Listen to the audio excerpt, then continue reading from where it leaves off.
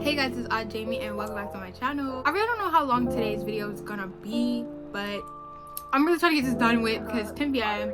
I'm trying to go lay down. Like I said, I don't know how long this video is gonna be, but just know it'll be informational. Let's just say spiritual awakenings are no joke and it can get dangerous. It is dangerous, but we'll get into it. If you're new to my channel and you don't know what I do, because I like to give my input, my 2 cents. People ask me for advice all the time, so I like to talk about real stuff that goes on in life. A lot of people want to shy away from that, but I'm going to talk about literally everything.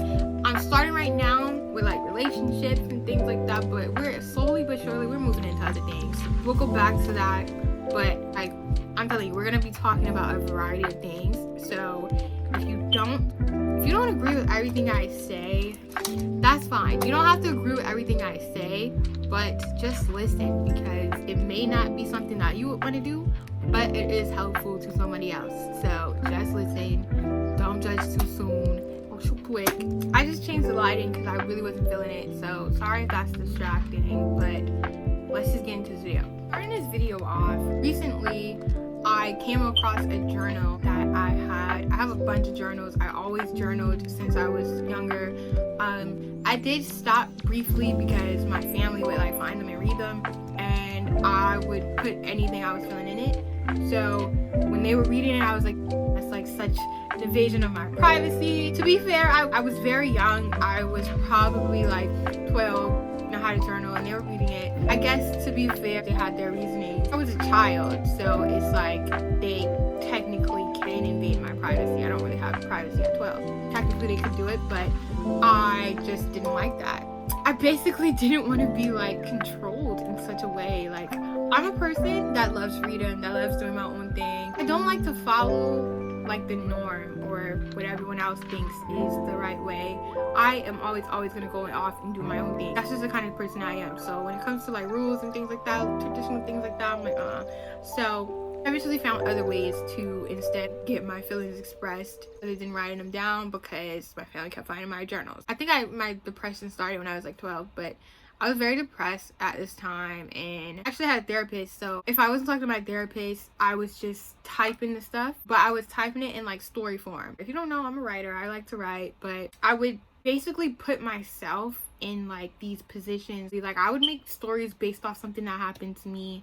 I would be the main character. Writing my feelings down in journals in general just didn't help me. I didn't feel like it did anything. It didn't make a difference, I felt like, but I prevailed anyways. I continued to write, and I found this journal, right? And I was going through, I was reading it, and I was seeing how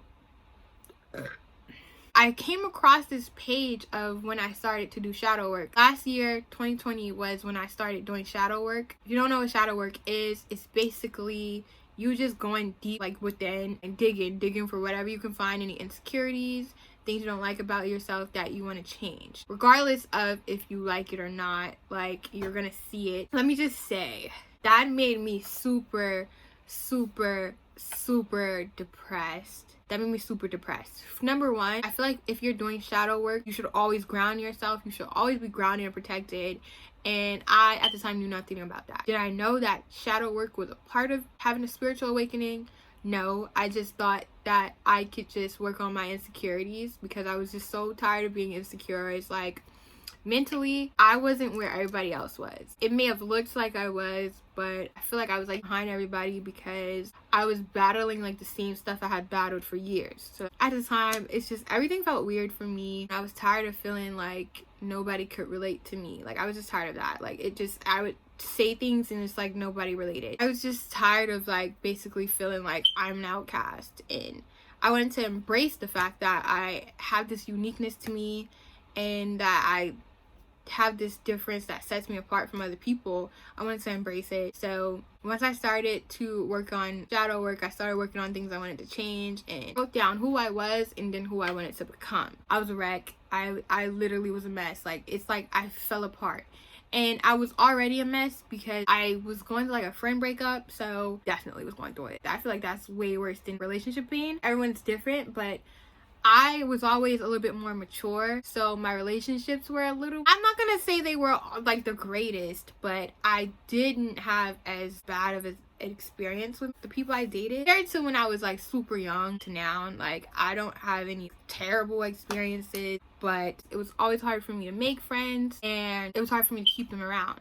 I also wanted friends that I could relate to, so I had this issue with making friends, and I feel like it was always because I didn't really accept myself and I was insecure. I wanted people who were like me, but in order for me to have people like me around, I had to like myself. I had to learn to love myself. I had to learn to accept myself for who exactly I was, and I had to get rid of any like baggage or negative traits that I may have had that rubbed off on me from old friends. But with doing that, I didn't think they would be snatched from my life completely, but literally, like, everybody was being snatched left from right. God was like, oh, you got, it's time for you to go, time for you to go. It's like the moment I decided to do shadow work, it's like spirit was already waiting. Like, I low-key feel like I didn't even make the choice to become spiritual. I feel like I always have been spiritual. I feel like they really were just waiting on me to like tap in to who I really am, for them to be like, okay, now we can turn some shit around for you. But like,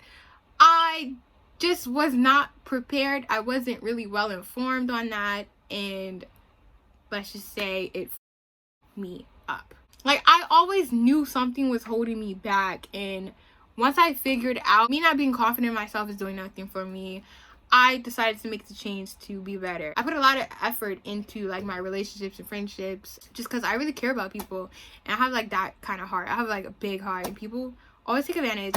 And I got so tired of that. I got so sick and tired of that. It's like, I had boundaries, obviously, but like, people still cross them. And I wasn't really able to use like discernment like that, especially with the people I had around, because it's like they would make me feel like I was in the wrong for not wanting to be around certain people. So I was just like, is there something wrong with me? Am I the problem? Like, I kept thinking that I was like the one starting mess with people, and I was the reason why I couldn't get along with people, when it really wasn't even that. It's just we wasn't clicking, and people be weird, people be on some fake-ish, and I peep it. I peeped everything. I was always intuitive from like a young age, and it literally increased after I went through like this shadow time of me being alone and crying almost every day. I literally cried almost every day, but every day I woke up and I looked in the mirror and I talked to myself. I wrote down my feelings of how I felt, and I wrote down like from like elementary to high school. I wrote down all of my experiences, and I started with what was the worst, like what was the worst, what needed the most work, and I think that was middle school. So middle school, I'm pretty sure was the one that I needed like the most like healing from. Like, I needed healing from middle school the most. I just really wanted to heal my inner child. I was always seeing stuff. Before I actually went through an awakening, I followed a lot of spiritual pages, and they would always talk about inner child work and shadow work, and I was spiritual, but I hadn't gone through a spiritual awakening. So it was basically me with these beliefs, but I was still like in that old body. I wasn't really like transformed. Like, I was still like the same old me that I was carrying all that baggage, all that sadness, all that anger. That pretty much changed once I decided to like actually go within. But I followed these pages, and I finally decided, yeah, I need to do this. Like, now is a great time to do it. And I did that. Honestly, initially I thought I was just so emotional because of like the breakups and stuff I was going through, but like the friend and relationship breakups I was going through, but it definitely added on to the sadness. But really what happened was I forced myself to go into a spiritual awakening, and I had no idea. So low-key, I forced myself into depression because I was prepared to like pick myself up, because that's what I was doing anyways. But like, if you know nothing about it and you just start trying to do shadow work or child work, that can be dangerous. And I was recommending it to people, not really knowing the dangers of it, because it is really like a mental thing, and it messes with you. It's literally like you're doing surgery on yourself. You're cutting yourself open and doing hard work. That can be dangerous if you don't know what you're doing, if you don't know how to make yourself feel better, if you don't even know what to do when you start feeling sad, you have no grounding techniques, no cleansing techniques that you do, no protection rituals or anything you do, that can be very, very dangerous. And I had none, but luckily I'm protected, and luckily I knew a little bit of something. I was always alone, so it's like when people were leaving me, that didn't make me feel sad, but I was hurt. So I mean, I guess in a way I got a little bit lucky, because it really wasn't anything for me to fix. It was just me being sad. So an obvious fix for that is, for me, is like food, watching movies, listening to music, and just having a good laugh with people. But that was basically what I was trying to do, but I just couldn't even laugh. Like, nothing was funny to me. Every day I looked in the mirror, I just felt sorry for myself. Spiritual stuff is no joke. You have to be prepared, and a lot of people have a bad experience and they instantly blame it on like the devil being after them and things like that. But to be honest, I want to say that that's true, but not necessarily, because it's like a spiritual welfare that you're going through. But you get spiritual attacks from anybody, anything. You can get it from demons, or you can get it from people you know, people who have no good intentions for you. You can get spiritual attacks that way. It's a couple more I kind of want to name, but I'm not even gonna get into it. Maybe on Twitter or something. So follow me on Twitter, Nugget Jamie.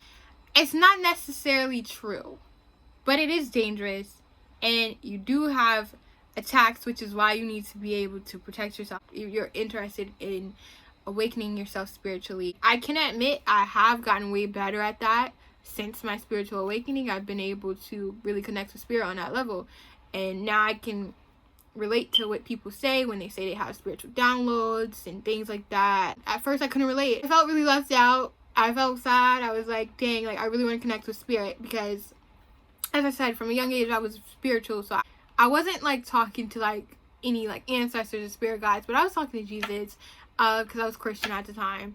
But I was praying day and night, and I ended up stopping. But recently I just started again, and I don't even know why I stopped. Ever since I started again, I've been feeling amazing. All the baggage that was in my life, I finally freed myself of that negative karma. It's time to focus on the good karma coming my way. Like, things change, so it's not gonna stay bad forever. If you feel like everything's just bad in your life, it's not gonna stay that way forever. It might last a while, but it's not gonna last forever. I think that's pretty much all I have to say for this video, though. More of the story is I now am very much confident. I'm very much in tune with my psychic abilities. I also am offering tarot reads now, and I'm doing them for practice. So technically they're free for right now. But love readings do need a tip. You can tip any amount, but they do require a tip. So DM me on Twitter, Nugget Jamie, and we can get your free reading going. But you have to be subscribed, and you have to show me proof that you're subscribed for you to get a free reading. I'm really happy with the way things turned out. I am sad that I lost people, but at the same time I'm making room for new people to come in, and people who actually appreciate me and love me. So I'm excited about that. I enjoy giving people advice and helping people, but I don't enjoy being a fucking 24/7 therapist. I'm not always available to give you advice, and it's like, when you become my friend only for that privilege, it just makes me feel like I'm being used and abused. It's really it. So to my new future friends, hey, how y'all doing? Hey sis. That's pretty much all I have to say for this video, though. So if you like that, comment, like, subscribe. Let me know your thoughts below. Let me know if you had a spiritual awakening, or if you're interested in it. Let me know if it was also scary for you, because it was very scary for me as well. I was seeing stuff. I'm not gonna lie, the paranormal activity stuff has definitely picked up around me. I'm not gonna lie. I'll be trying to psych myself out. I'd be like, oh no, I didn't hear nothing. That was a fly. And yeah, with that being said, I'm Jamie. Thanks so much for watching. Bye.